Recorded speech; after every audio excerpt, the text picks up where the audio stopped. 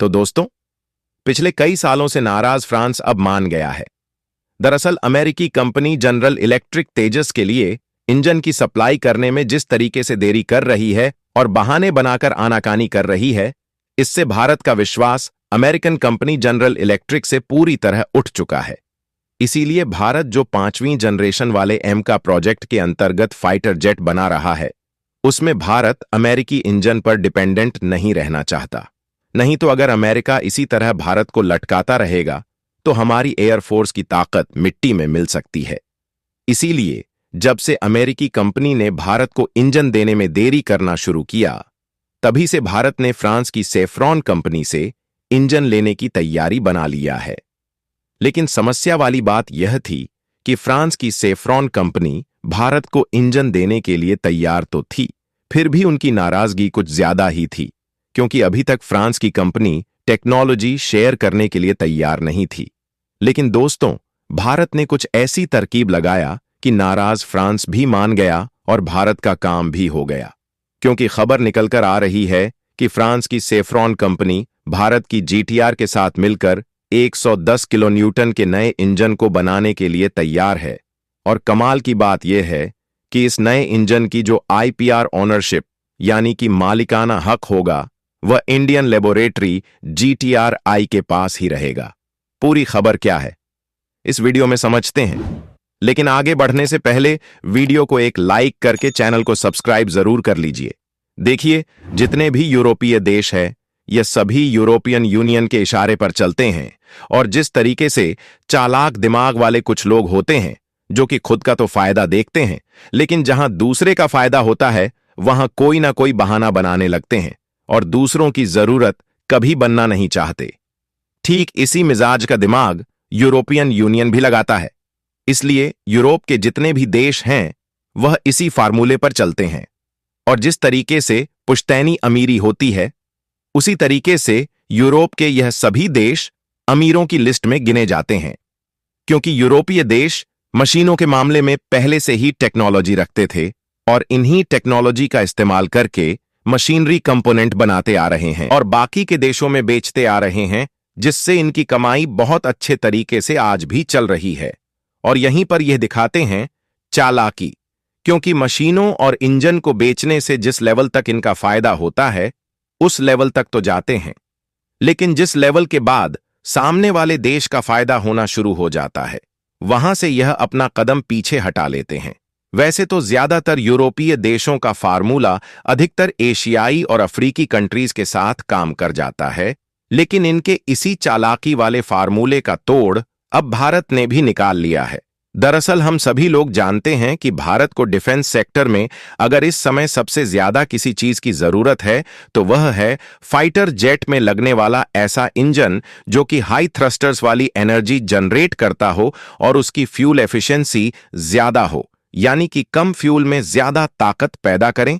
और कम फ्यूल में ज्यादा एनर्जी तभी मिल सकती है जब इंजन का वजन हल्का हो और उस इंजन को जिस फाइटर जेट में इस्तेमाल किया जाए वह फाइटर जेट भी हल्का हो।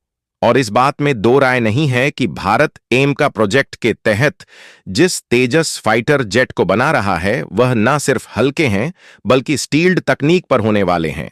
हल्का रहने से यह फायदा होगा कि कम फ्यूल में ज्यादा स्पीड से चलेगा, यानी कि फ्यूल एफिशिएंसी ज्यादा मिलेगी, जिससे फाइटर जेट को उड़ाने का ओवरऑल खर्च कम हो जाएगा और हमें किसी भी छोटे से छोटे मिशन के लिए फाइटर जेट को उड़ाकर मिशन को आगे बढ़ाने में 2 बार नहीं सोचना पड़ेगा। और स्टील्ड तकनीक से यह फायदा होगा कि इस फाइटर जेट को दुश्मन का कोई भी रडार पकड़ ही नहीं पाएगा, जिससे भारत का यह लड़ाकू विमान पलक झपकते ही दुश्मन के ठिकाने पर अटैक करेगा और पलक खोलने से पहले यह अपने एरिया में वापस भी लौट आएगा।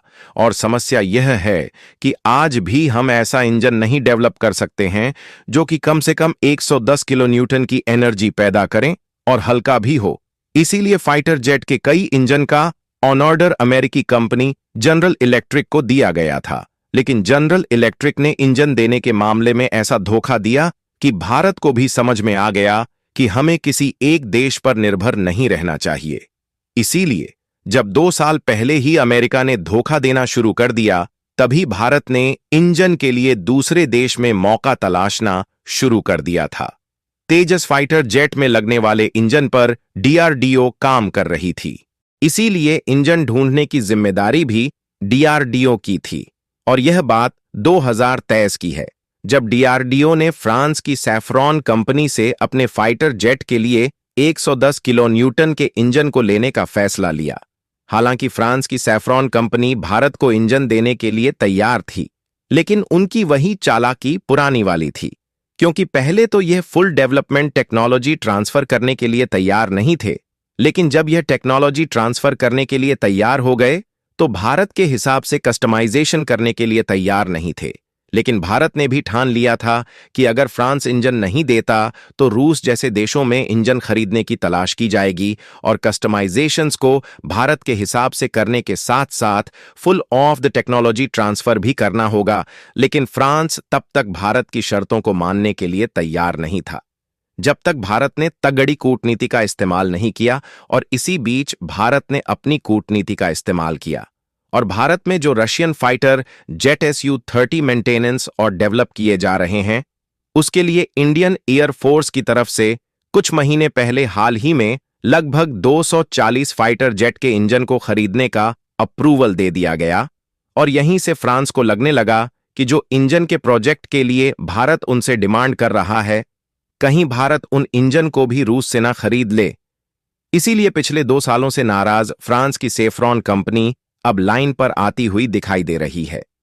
फ्रांस की सेफ्रॉन कंपनी भारत की लेबोरेटरी GTRI के साथ मिलकर एमका में इस्तेमाल होने वाले 110 किलो न्यूटन के नए इंजन को बनाने के लिए तैयार है।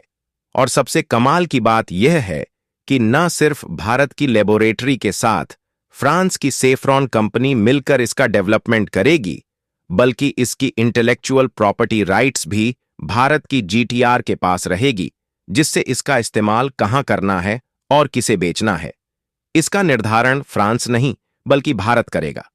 मतलब 110 किलो न्यूटन के इंजन की तकनीक भी भारत की और उसका मालिकाना हक भी।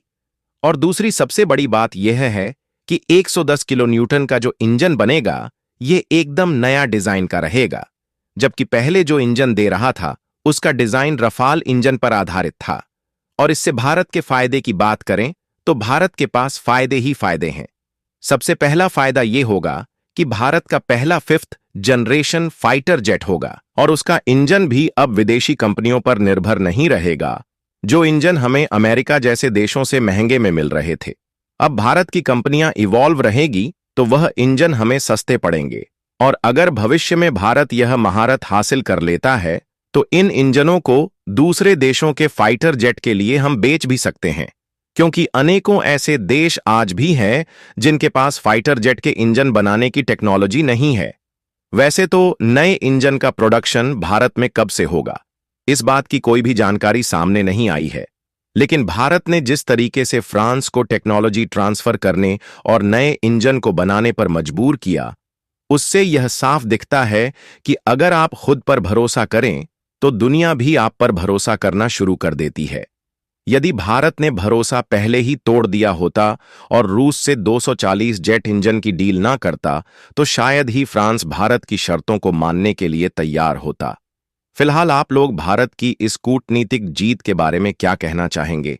अपनी राय कमेंट में जरूर बताइए और इस वीडियो को एक लाइक करके अपने मित्रों तक शेयर जरूर करें ताकि उन्हें भी जानकारी मिल सके।